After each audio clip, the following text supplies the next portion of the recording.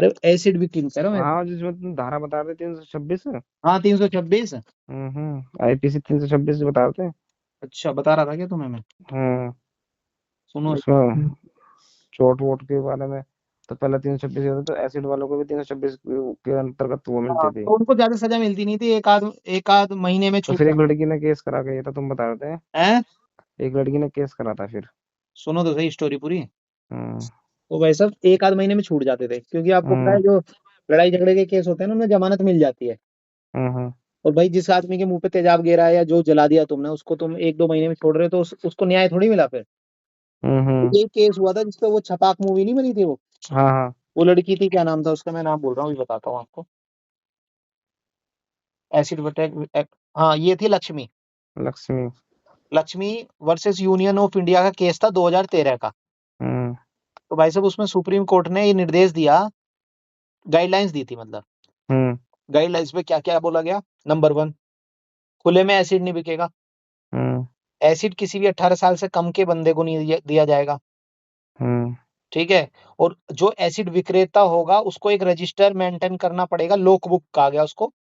उसमें हम्म। उसमें पहचान पत्र संख्या सारी, कौन ले जा रहा है, उसके ले जाने का कारण है, उसकी आयु क्या है, सारा कुछ डिटेल उसमें रखनी पड़ेगी। हम्म। जो एसिड बेचेगा उसको लाइसेंस लेना पड़ेगा। हम्म। हर हर महीने एसडीएम को नोट वो बताना पड़ेगा कि इतना हमारा वो बिका, किस किस कौन कौन लेके गया। ठीक है। हम्म। एक आदमी की रेस्पॉन्सिबिलिटी होगी, जो मान लो एक कंपनी है तो उसमें एक आदमी की रेस्पॉन्सिबिलिटी फिक्स की जाएगी। ये नहीं है कि पूरी कंपनी को तुम, एक आदमी का काम यही होगा कि एसिड कहीं इधर उधर ना चला जाए। हम्म। कस्टडी एक आदमी में। ठीक है। और उसने बोला हम्म। कि जो ई मार्केट है ना, हम्म। उसमें जो कंपनी है जिसने, वो ये चेक करेगी कि उनको लाइसेंस मिला हुआ है जो एसिड बेच रहे हैं या नहीं बेच रहे, नहीं तो आप। अच्छा। हाँ। तो ये सारे उन्होंने गाइडलाइंस। दूसरा उसने कहा था कि जो एसिड अटैक विक्टिम है, उन हम्म। हॉस्पिटल में उनको फ्री मुफ्त में इलाज मिलेगा, अच्छा। या वो प्राइवेट हो या सरकारी हो। हम्म। ठीक है भाई साहब। और हम्म। और एक दो बेड उनके लिए रिजर्व रहेंगे इन प्राइवेट हॉस्पिटल। अच्छा।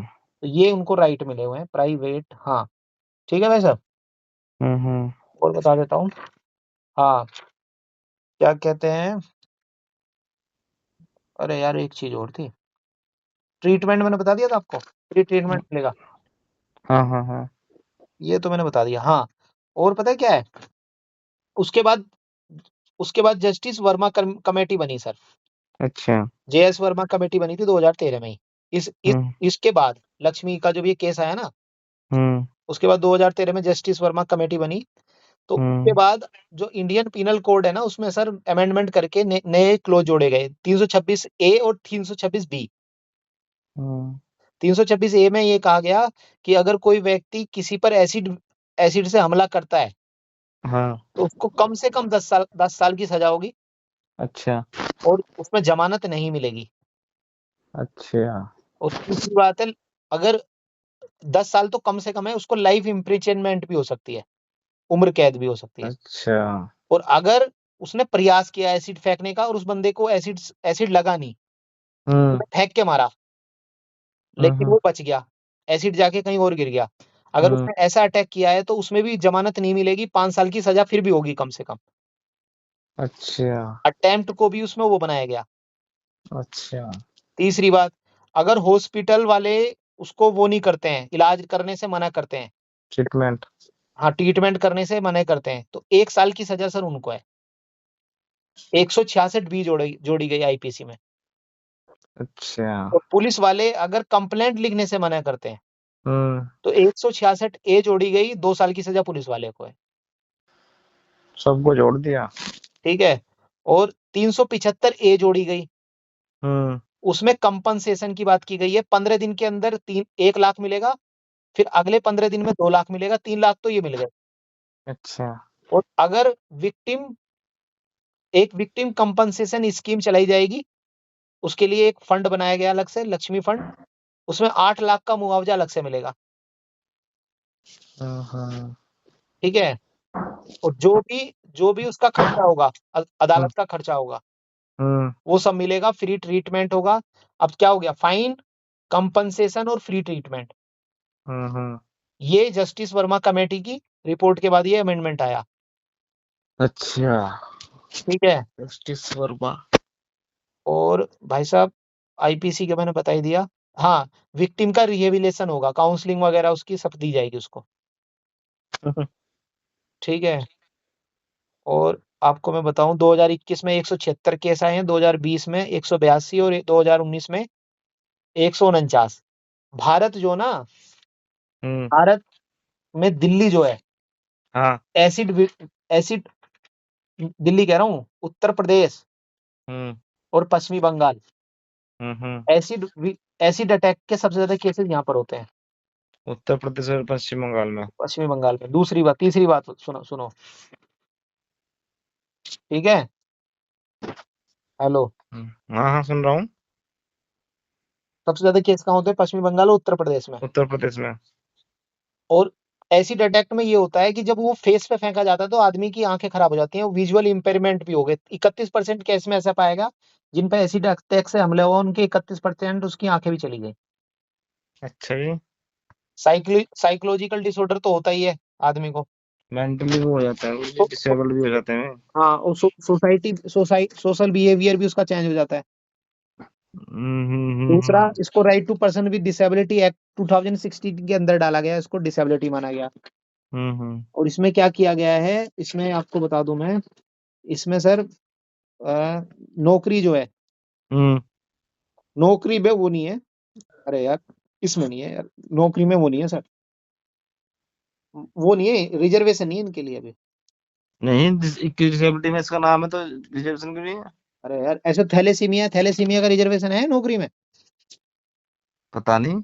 जॉब रिजर्वेशन में थैलेसीमिया का कोई वो नहीं है। अच्छा जी। हायर एजुकेशन में, मतलब ये कंफ्यूजन होगा आपको कि 21 डिसेबिलिटी है तो उनको सबको रिजर्वेशन मिलेगा, ऐसा नहीं है। अच्छा जी। उसमें कुछ डिसेबिलिटी को रिजर्वेशन दे रखा है, कुछ को नहीं दे रखा। अच्छा। कुछ को हायर में दे रखा है, किसी को लोअर में दे रखा है, किसी को जॉब में दे रखा है, किसी को सब में दे रखा है। अच्छा। ठीक है भाई साहब। हम्म। और हाँ, बस यही है। एसिड अटैक विक्टिम समझ में आया? हम्म। हम्म। सही है। इतना तो नहीं पता होगा पहले एसिड नहीं अटैक। नहीं, मैं तो यही सोचता था कि 21 डिसेबिलिटी सबको ही मिलता होगा नहीं नौकरी में रिजर्वेशन। नहीं, ऐसा नहीं है सर। ठीक है। अच्छा। पार्किंसन तो मैंने बता दिया था आपको। अभी मिला था। और बताऊं? डिनो। डिनो। क्या नाम था, डिनो जो इस हमारी सब फीलिंग विलिंग्स को वो करता है कंट्रोल। डोपामाइन। डोपामाइन। अब थैलेसीमिया के बारे में बताता हूँ तुम्हें। हाँ। थैलेसीमिया जो ना हम्म। सर, थैलेसीमिया दो प्रकार का होता है, एक अल्फा एक बीटा। अच्छा। अल्फा थैलेसीमिया और बीटा। अल्फा थैलेसीमिया बहुत रेयर होता है। भारत में सिर्फ बीटा थैलेसीमिया पाया जाता है। अच्छा। तो अच्छा। इसलिए हमारा जो भारत में हम थैलेसीमिया की बात कर रहे होते हैं तो हमारा कंसर्न होता है बीटा से थैलेसीमिया से। अच्छा, तो बीटा पाए जाते हैं भारत में।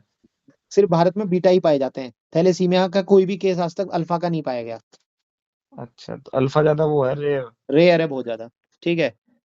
अब देखो थैलेसीमिया में क्या होता है, जो आरबीसी होती है ना, हम्म। आदमी को आरबीसी चढ़ानी होती है सर। हम्म। तो हमारी ब्लड के तीन पार्ट होते हैं, एक आरबीसी होती है, एक प्लेटलेट्स होती है, एक प्लाज्मा होता है। तो हमें हम्म। प्लेटलेट्स नहीं चढ़ानी। प्लेटलेट्स तो आपको पता है मलेरिया वगैरह में चढ़ाते हैं। हाँ, ये तो डेंगू में चढ़ाते हैं प्लेटलेट्स तो। ठीक है। और प्लाज्मा भी नहीं चढ़ाना। डेंगू में चढ़ाते हैं ना, मलेरिया से कम। हाँ हाँ, मलेरिया डेंगू। हम्म। और आरबीसी चढ़ानी होती है सर। लेकिन आरबीसी जब हम चढ़ देते हैं ना बॉडी में, तो उसके साथ डब्ल्यूबीसी भी चली जाती है, व्हाइट ब्लड अच्छा। सेल भी चली जाती है। तो प्रॉब्लम ये है कि हमें आरबीसी तो देनी है, लेकिन डब्ल्यूबीसी रोकनी है। अच्छा। इसके लिए जो ना एक फिल्टर लगाया जाता है, जब ब्लड का ट्रांसफर किया जाता है ना, ट्रांसफ्यूजन किया जाता है, हम्म। तो एक फिल्टर लगाया जाता है सर, वो फिल्टर बहुत महंगा आता है। और जो ये थैलेसीमिया के पेशेंट हैं, इनको तो तुम्हें पता है हफ्ते में जो ना इनको जाके ब्लड चेंज कराना होता है। हाँ हाँ हाँ हाँ। तो इनके लिए ये सरकारी मतलब बहुत महंगा पड़ता है इनका इलाज, ये इलाज। अच्छा। तो एक साल का एक या मतलब एक साल का तुम्हारा कई बार 8-8 9-9 लाख का भी खर्चा पहुंच जाता है। उस सरकार ने अभी तक इनके लिए कोई भी इस तरह का फ्री मेडिकल फैसिलिटी या सुविधा नहीं दे रखी। अच्छा जी। हाँ। अच्छा, थैलेसीमिया में एनीमिया हो जाता है सर, खून की मतलब कमी हो हड्डियां जाती कमजोर है। हो जाती है उसमें। खून की कमी हो जाती है, ठीक है। हम्म। अच्छा, इसमें जो ना बोन मैरो ट्रांसप्लांट किया जाता है अगर थैलेसीमिया के पेशेंट का, लेकिन उसके लिए जरूरी है कि उसके सिबलिंग से ही हो सकता है वो, मतलब भाई बहन ही हो सकते हैं। हम्म। ठीक है, सिबलिंग्स। अच्छा, एक होता है ब्लड ट्रांसफर। ब्लड ट्रांसफर उसको कराना पड़ता है, अक्सर वो जाता है तो वो बहुत पेनफुल होता है। हाँ, ब्लड ट्रांसफर तो किडनी जो ट्रांसफर जिनकी किडनी फेलियर होती है उनका भी होता है। हाँ, और जीन थेरेपी भी होती है, लेकिन जीन थेरेपी की जो कीमत है वो करोड़ों रुपए में बहुत महंगी है। और उसके अभी सक्सेस रेट की भी कुछ पता नहीं कितने हैं, ठीक है। इंडिया में अच्छा सिर्फ उत्तर भारत में थैलेसीमिया पाया जाता है, अच्छा अच्छा। और उत्तर भारत में भी सिंधी में और पंजाबियों में ज्यादा पाया जाता है। पंजाबी और सिंधी और गुजराती, गुजरात में। अच्छा ठीक है। साइप्रस एक ऐसी कंट्री है जिन्होंने थैलेसीमिया के लिए जेनेटिक कुंडली बनानी शुरू कर दी है। अच्छा। साइप्रस। ठीक है। अमिताभ बच्चन को साइप्रस की राजधानी निकोसिया दिखे है। थैलेसीमिया का पेशेंट 20 साल बहुत मुश्किल से जी पाता है। हम्म। अगर इलाज प्रॉपर नहीं मिला हम्म। तो 5 साल में उसका टिकट, 5-10 साल में ही टिकट कट जाता है पहले ही पहले। अमिताभ बच्चन को थैलेसीमिया है। अच्छा जी। ठीक है। और इंडिया थैलेसीमिया की कैपिटल है पूरी दुनिया में। अच्छा जी। साइप्रस ने जेनेटिक कुंडली शुरू कर दी है। नॉर्थ इंडिया में थैलेसीमिया मेनली पाया जाता है, सिंधी, पंजाबी और गुजरात में। इस समय गुजरात में। थैलेसीमिया के एक्टिव केस 1.5 लाख हैं। हैं? 1.5 लाख। 1.5 लाख? हम्म। ठीक है। बस। में बस सब गुरु जी बहुत, आज के लिए काफी है। काफी है। अरे पूरा सुनो ना हम्म। पहले। तो इसमें एक इसमें चैलेसन भी किया जाता है सर। अच्छा। चैलेसन में क्या होता है, जो तुम्हारी बॉडी में ब्लड चढ़ाया जाता है तो उससे तुम्हारी बॉडी में आयरन की मात्रा बढ़ जाती है। तो फिर ब्लड चढ़ाने के बाद आयरन को निकाला जाता है। ये कितनी बार डाला जा रहा? ठीक है, मतलब आप आरबीसी चढ़ाओगे, हम्म। डब्ल्यूबीसी रोकोगे, और फिर जो ना क्या कहते हैं आयरन को बाहर निकालोगे। आयरन बाहर निकालने की प्रक्रिया को चैलेसन बोलते हैं। अच्छा। ये जेनेटिक डिसऑर्डर है, ये तो पता ही है आपको। हाँ, ये तो पता ही है। अच्छा, इसमें 3 तरह के थैलेसीमिया होते हैं, एक कैरियर थैलेसीमिया है, एक मेजर थैलेसीमिया है, एक इंटरमीडिया। अच्छा। ठीक है। और इसमें हेपेटाइटिस बी, सी और एचआईवी होने का जो खतरा है बहुत ज्यादा बना रहता है। हम्म। इनकी जो ना इनकी जो स्लीप स्प्लीन होती है ना, पिलिया, हम्म। इसको रिमूव करना पड़ता है कुछ टाइम बाद। लीवर में सिरोसिस हो जाता है, लीवर खराब हो जाता है इन लोगों का। हम्म। आयरन रिमूवल करने के लिए उनको मेडिसिन दी जाती है, 3 मेडिसिन है सर। अच्छा। हर प्रेगनेंसी में टेस्ट कराना जरूरी है अगर तुम्हारी फैमिली में किसी को थैलेसीमिया है। ये अब तो कि, प्रेगनेंसी में भारत में भी सुधार आ रहा है। किसी आदमी को थैलेसीमिया है तो उसको मलेरिया नहीं होगा। ऐसा क्यों? और कंबाइंड, ये जो ना थैलेसीमिया जिसको होता है उसको सिकल सेल डिजीज भी हो जाती है, समझे। ये हम्म। थैलेसीमिया के बारे में। मतलब ऐसा क्यों है कि उसको मलेरिया नहीं होगा? बायोलॉजिकल कारण है सर, अंदर जाओगे तो। मैंने भी अंदर जाके पढ़ा डिटेल में, लेकिन जो ना उसमें क्या हाँ, होता है। फिर तो बायोलॉजी हमारे समझ में से बाहर है, रहने दो। बात मैं बता दूंगा, ये उसमें भी काम आएगा तुम्हारा, पीसीएस में हम्म। काम आएगा, क्वेश्चन आते हैं ये। हाँ हाँ, अब तो आने लगे हर जगह। थैलेसीमिया वैलेसीमिया के क्वेश्चन सब नहीं लिखे। नहीं, अब डिसेबिलिटी क्वेश्चन पूछने लगे। अब ये बताओ, थैलेसीमिया समझ में आया? हाँ, आ गया। मतलब पहले से नॉलेज में कुछ हम्म। इंप्रूवमेंट हुआ? पहले से पार्किंसन में भी समझ में आया, थैलेसीमिया में भी समझ में आ गया। ठीक है।